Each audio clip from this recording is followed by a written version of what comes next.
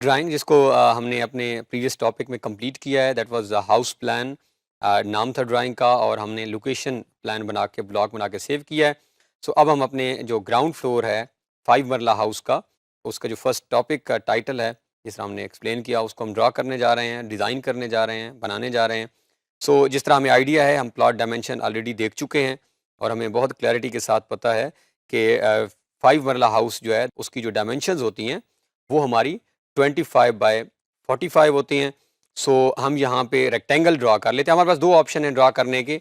एक मैं वो वाला ऑप्शन भी देख लेता हूँ। एक ऑप्शन तो ये है कि 25 बाय 45 है, तो सबसे पहले मैं एक 25, क्योंकि पहली हमारी एक्स डायमेंशन होती है, मैं 25 की लाइन लगाऊं, फिर O enter, O means offset, इसको मैं ऑफसेट दे दूं 45 का, क्योंकि वर्टिकल 45 है।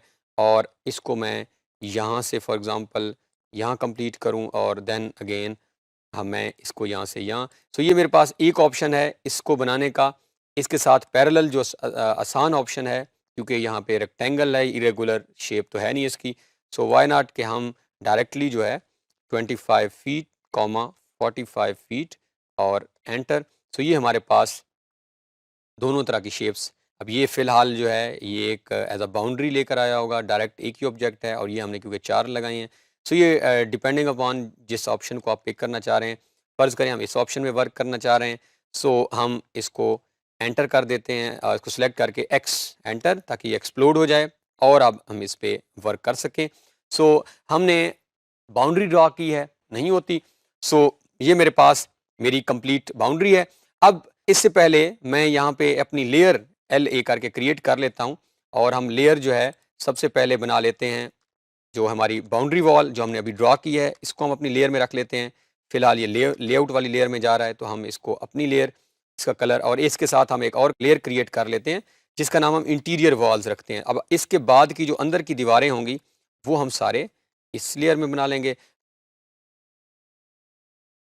मैं इसको ऑन कर लेता हूँ। ये ऑलरेडी ये बाउंड्री है, तो इसको यहाँ से करंट बना लेते हैं।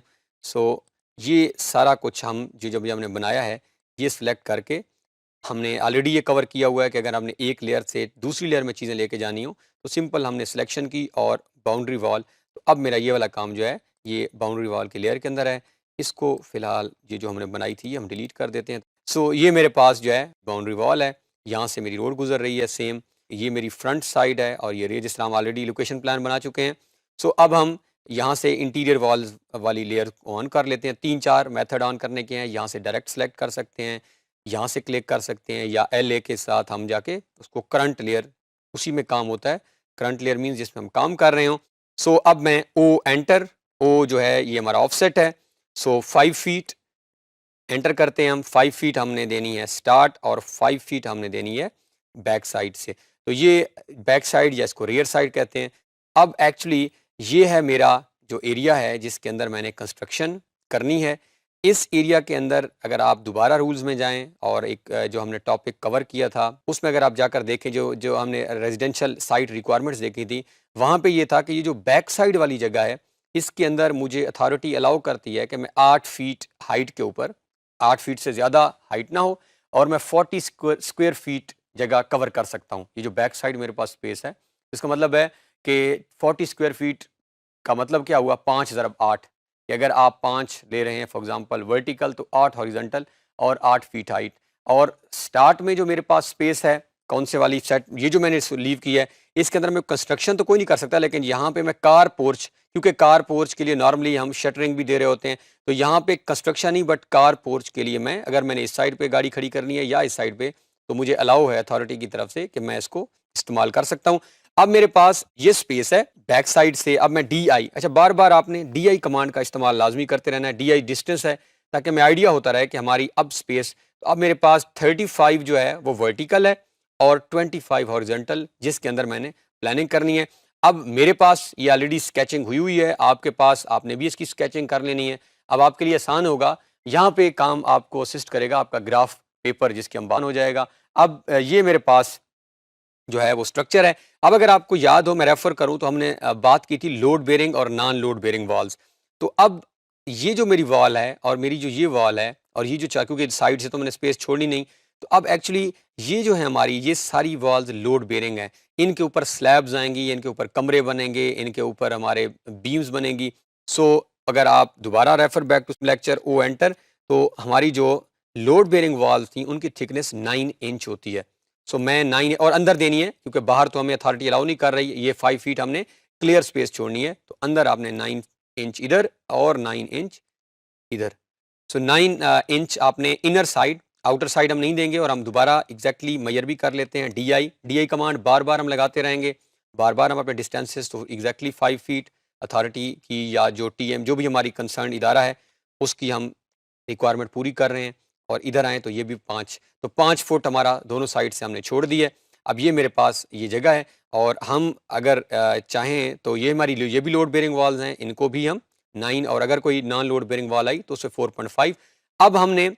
अब ये मेरे पास एक बेसिक स्ट्रक्चर बना हुआ है, जिसमें मेरे पास ओवरऑल साइज था ये मेरी इस तरफ से। अब मैं एंट्रेंस या तो यहाँ से बनाऊंगा, गेट दूंगा मेन गेट, या यहाँ से दूंगा।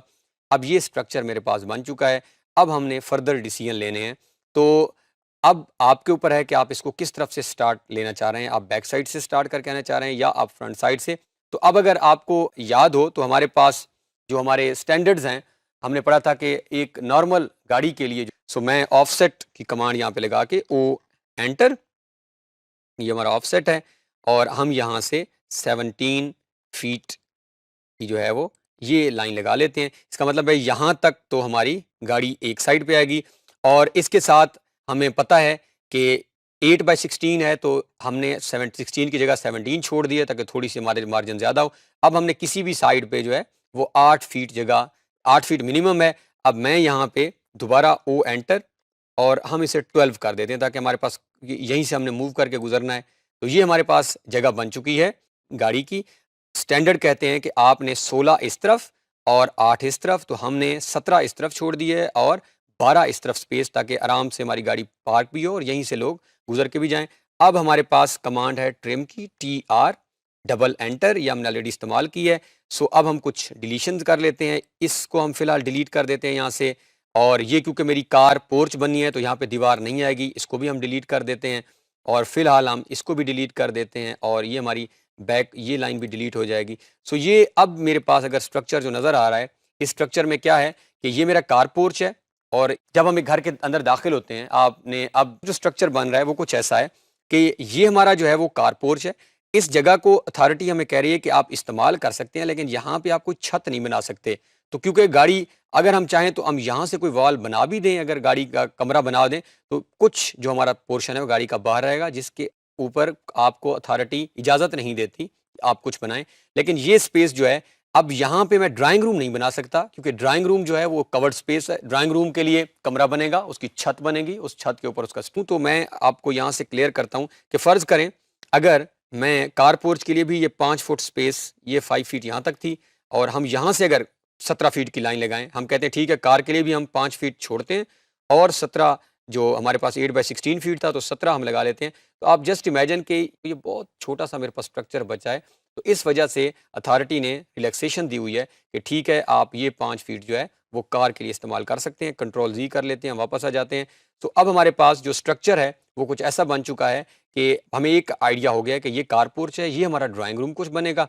इसके अलावा अब इसके अंदर हमने बाकी डिसीजंस जो हैं वो कंप्लीट करने हैं कि हम कहाँ पे अपना किचन देंगे, कहाँ पे बेडरूम आएगा, लिविंग रूम आएगा, हमारी जो सीढ़ियाँ जहाँ से हम ऊपर अगर फर्स्ट फ्लोर पे जाना चाहें। सो मेनली इसके अंदर हमने क्या किया है, हमने अपनी बाउंड्री लाइन जो है 2 तरीकों से ड्रा कर सकते हैं वो की, हमने उसे एक्सप्लोर कर लिया। हमने मैंडेटरी ओपन स्पेसेस छोड़ी, 5 फुट इस एक तरफ, 5 फुट एक तरफ। फिर हमने एक कॉन्सेप्ट दिया कि लोड बेरिंग और नॉन लोड बेरिंग वॉल, तो ये हमारी क्योंकि इसके ऊपर स्लैब्स आएंगी तो हमने 9 इंचेस का ऑफसेट दिया।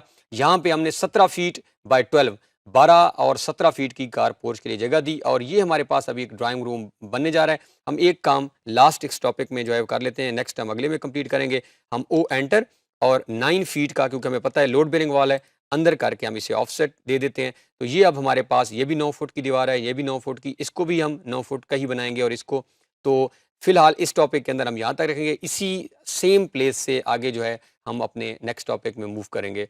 सो आई होप कि जिस तरह हम आहिस्ता आहिस्ता आगे मूव करते जाएंगे, सो फाइनली जो है आफ्टर सम टॉपिक्स हम अपना जो है वो ग्राउंड फ्लोर जो है इस हाउस का है वो कंप्लीट कर लें। Thanks for watching to the end. Make sure to like and subscribe if you enjoyed this video. See you in the next one.